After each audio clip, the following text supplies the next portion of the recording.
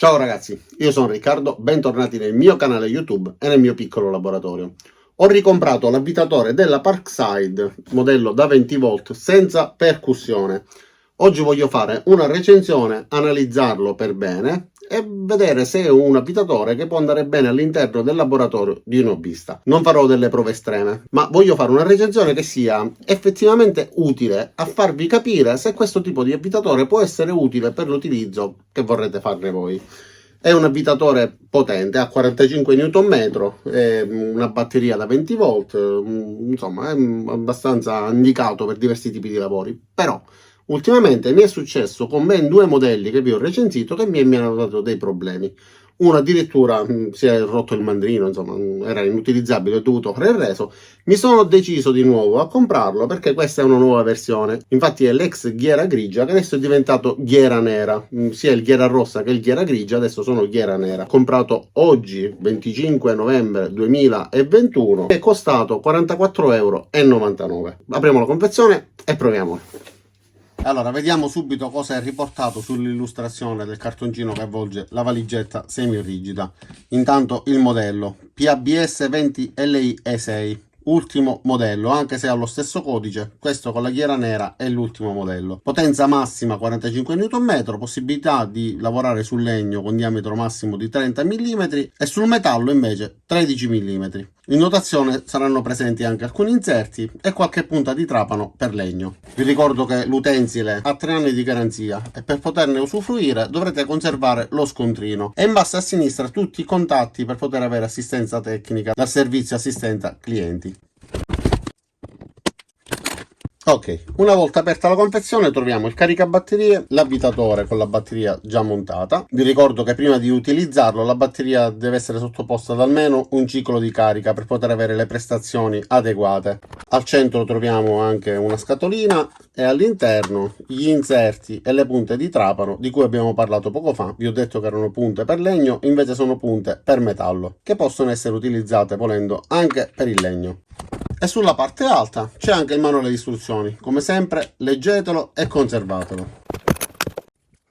E allora, adesso guardiamo per bene il prodotto da vicino. Il corpo è tutto in plastica, diversi inserti in gomma, l'impugnatura classica della Parkside, sempre la stessa, molto ergonomica, comoda. Queste gomme hanno delle finiture antiscivolo che ci consentono di tenerlo con più sicurezza. Può essere utilizzato anche con i guanti perché lo spazio a disposizione della mano è abbondante. Più in alto abbiamo questi alloggiamenti che ci permettono di mettere all'interno anche gli inserti ed essendo magnetici rimangono al loro posto senza cadere durante l'utilizzo, quindi possiamo avere un inserto montato, un inserto sulla sinistra ed un inserto sulla destra da poter intercambiare in base al tipo di utilizzo. Sulla parte alta dell'impugnatura c'è il tastino per avviare la rotazione e questo è invece il tasto che ci permette di variare il senso di rotazione. Spostandolo verso sinistra roteremo in senso orario, quindi ci permetterà di avvitare. Spostandolo invece verso destra potremo svitare. In posizione centrale invece pungerà da sicura, quindi non ci permetterà di arretrare il tastino. Quindi avviamolo per la prima volta. Questo è un motore a spazzole, dunque la formazione di scintille è del tutto normale. Lo avvio un paio di volte in modo che si crei una sorta di rodaggio tra spazzole e motore.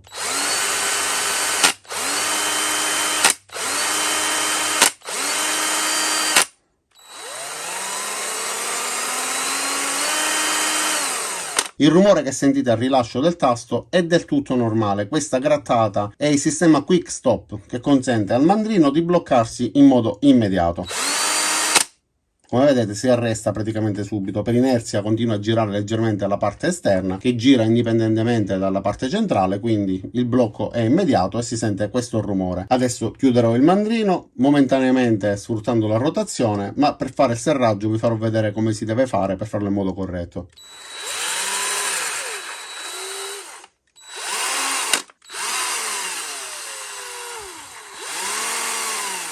Allora, il mandrino è storto. Si vede perfettamente a occhio nudo che è storto, ma potrebbe essere un esemplare difettoso. Mi auguro che il vostro eventualmente giri dritto. Fate una prova utilizzando una punta di trapano di buona qualità, oltre che ovviamente guardando direttamente nel mandrino, e per poter essere sicuri non guardate la zona esterna, ma chiudete in questo modo e guardate la zona centrale. e in questo caso è palese che sta girando storto. Sulla parte bassa c'è il LED, come vedete si accende solo alla pressione del tasto. Sulla parte iniziale della ghiera nera c'è questa scala numerata che va da 1 fino a 25 e sta ad indicare la frizione, quindi il livello di coppia che possiamo dare al mandrino, alla rotazione, quindi gestire la sua potenza.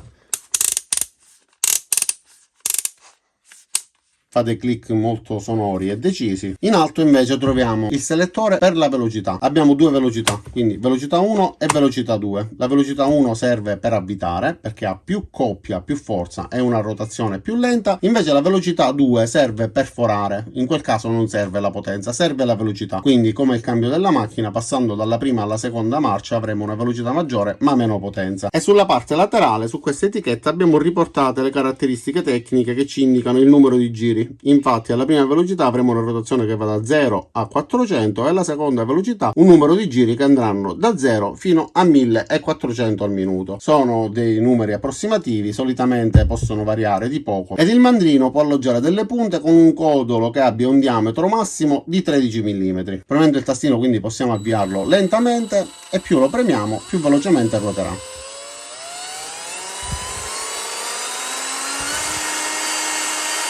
Prima velocità, seconda velocità.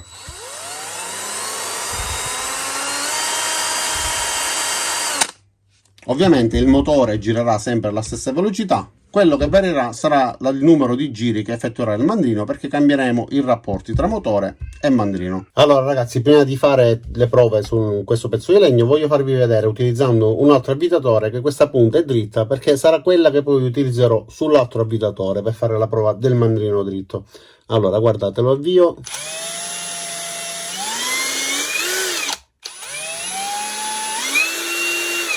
In questo caso è perfettamente dritto. Proviamo sull'avvitatore nuovo.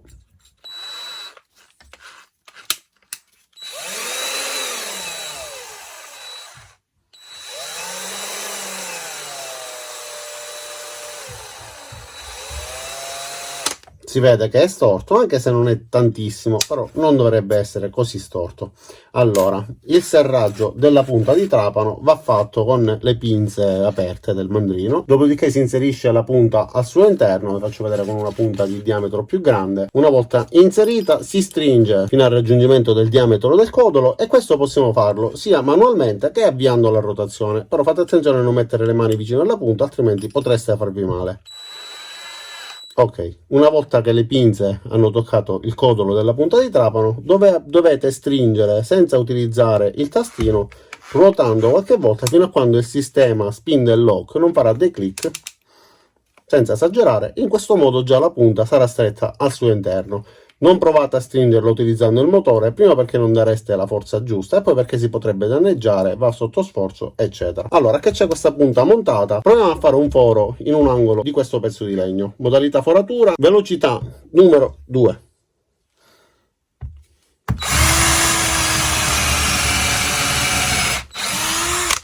Ok. È riuscito tranquillamente a fare questo foro con una punta da 6 mm e mezzo. E adesso foro da 10 mm.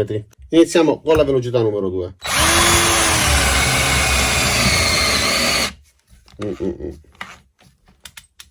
Era necessario dare qualche click in più perché slitta all'interno del mandrino.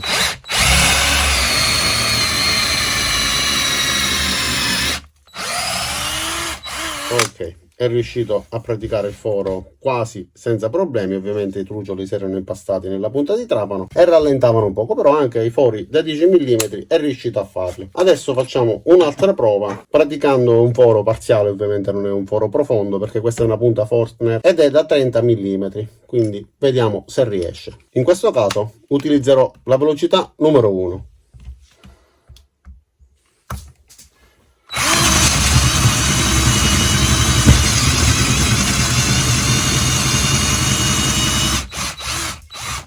Ok, questa punta deve andare a finire direttamente nella spazzatura perché fa schifo. L'ho comprata pure oggi e abbiamo visto che non serve a nulla, quindi utilizzo un'altra punta Forstner. E allora ho cambiato punta, non che sia di chissà quale qualità, è sempre una punta Parkside, però non mi ha mai dato questo problema, non va in giro per il pezzo di legno che sto forando, quindi proviamo a fianco. Però mi sa che questo mandrino non stringe correttamente, più di così non va. Ok, stretto al massimo, vediamo.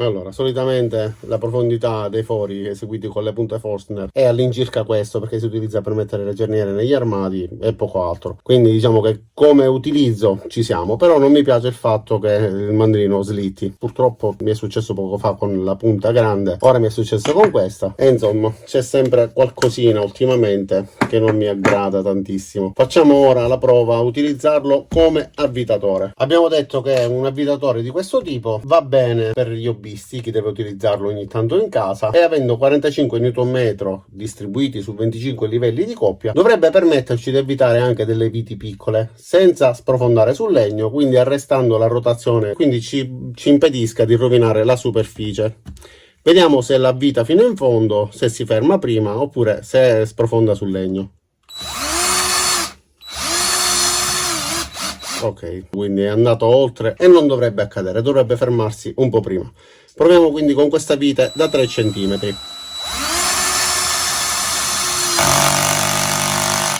Ok, in questo caso è andata, però è entrato un pochettino nel legno e non è proprio il massimo, però diciamo che già in questo modo con queste viti va bene. Effettivamente sono viti piccole per il fai da te, montaggio di pannelli eccetera, è una misura adeguata. Quella era un po' piccola, però con la frizione a 1 avrebbe dovuto fermarsi un po' prima, lasciando non dico metà vite ma almeno un quarto di vite fuori. Proviamo con questa da 5 cm per 5 mm di diametro. Questa almeno un poco dovrebbe rimanere fuori.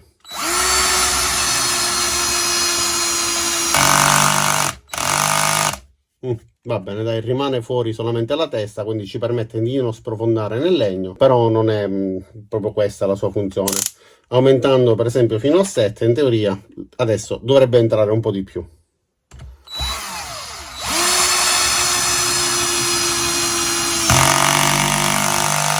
E infatti in questo modo c'è il gradino. Questa invece è mezzo millimetro dentro, quindi praticamente a filo.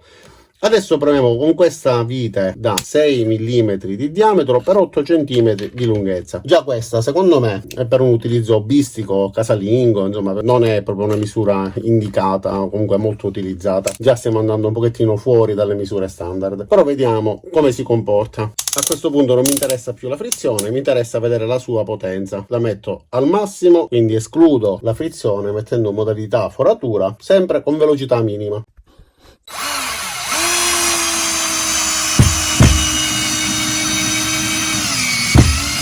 Ok, la forza ce l'ha perché ha fatto sprofondare la vite nel legno, quindi è riuscito tranquillamente a lavorare. E allora, se riesce a fare questo, facciamo la prova anche con questa vite. Facciamo la prova anche con questa vite molto più lunga e vediamo come si comporta. Ed è una vite da 15 cm di lunghezza.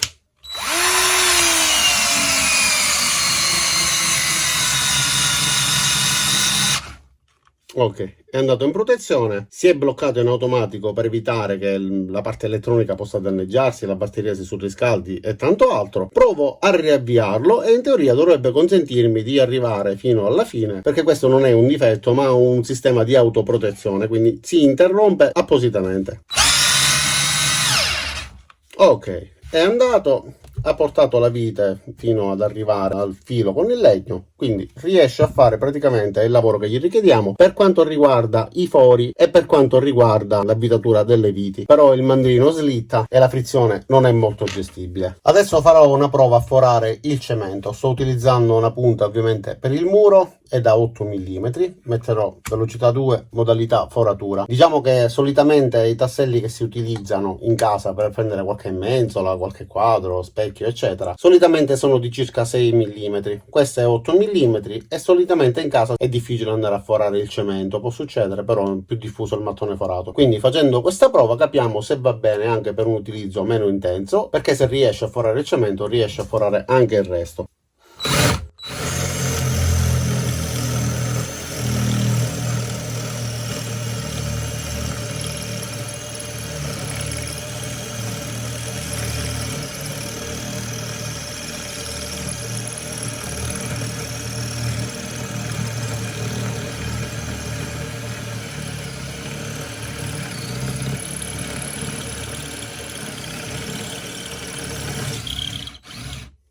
Abbiamo attraversato tutto il blocco di cemento e siamo arrivati a forare il legno, quindi riesce tranquillamente a farlo con una velocità accettabile per essere cemento, non avere la percussione, va bene. E mi è sembrato che il mandrino non abbia slittato. Con l'utilizzo mi sono accorto che la rotazione storta del mandrino non ha influito effettivamente tantissimo, anche se ripeto non dovrebbe assolutamente avere il mandrino storto, però non mi ha dato molto fastidio.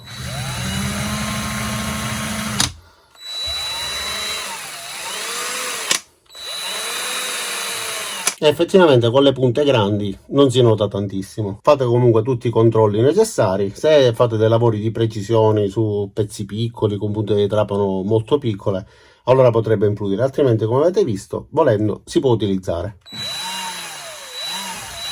Allora adesso facciamo altre due prove. Una sarà quella di avvitare una vite nel foro appena fatto, quindi sfruttando un tassello da 8 mm, e utilizzerò l'inserto in dotazione. Voglio farvi vedere anche che l'inserto è di buona qualità, nel senso che comunque è stato fatto bene, poi la durata nel tempo bisognerà vederla.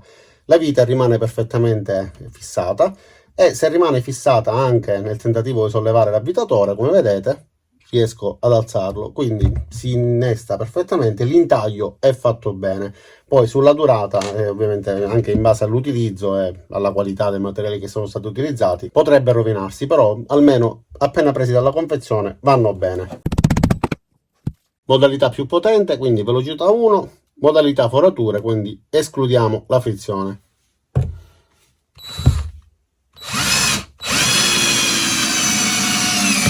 Riuscito praticamente a fare tranquillamente il foro, ad avvitare la vite all'interno del tassello. Per questo tipo di lavoro va bene. E allora ragazzi, adesso sono in difficoltà perché l'avvitatore riesce a lavorare comunque bene. Come avete visto ho fatto tutte le prove che ritengo che in un utilizzo casalingo, hobbistico, per chi ha la passione del bricolage, del fare da te, questo avvitatore può funzionare, riesce ad avvitare le viti, riesce a fare i fori tranquillamente, però essendo economico il mandrino non è perfettamente dritto, questo può influire, non è detto che influisca per forza, perché un mandrino storto o una punta di trapano storta può andare a dare fastidio quando stiamo praticando un foro di alta precisione. Se dobbiamo fare un foro sul metallo e poi dobbiamo filettarlo, in quel caso utilizzando una punta di trapano calibrata per la filettatura, utilizzando un mandrino che sia storto va a influire e quindi non ci permette di lavorare con molta precisione.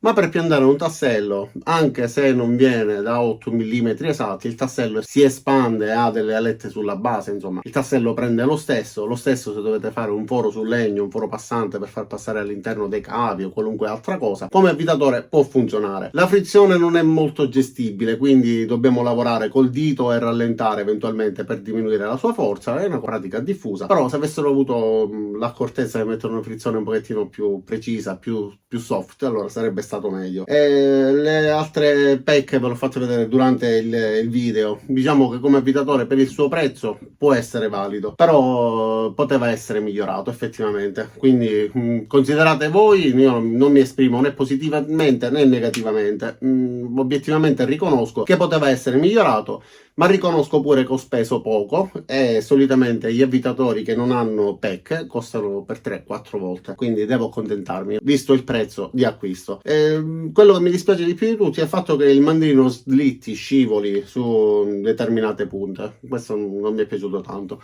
però come avvitatore alla fine per il prezzo che ha potrebbe andare bene, quindi né lo promuovo e né lo boccio, dipende dall'utilizzo. Detto questo, io spero che questo video vi sia stato chiaro, vi sia stato utile per scegliere di comprarlo, l'avvitatore Parkside ghiera nera senza percussione, ex ghiera grigia. Vi invito a mettere mi piace al video se vi è stato utile. Vi invito anche ad iscrivervi al mio canale, cliccare sulla campanella per attivare le notifiche e ci vediamo a tutti i miei prossimi caricamenti. Ciao da Riccardo e a presto!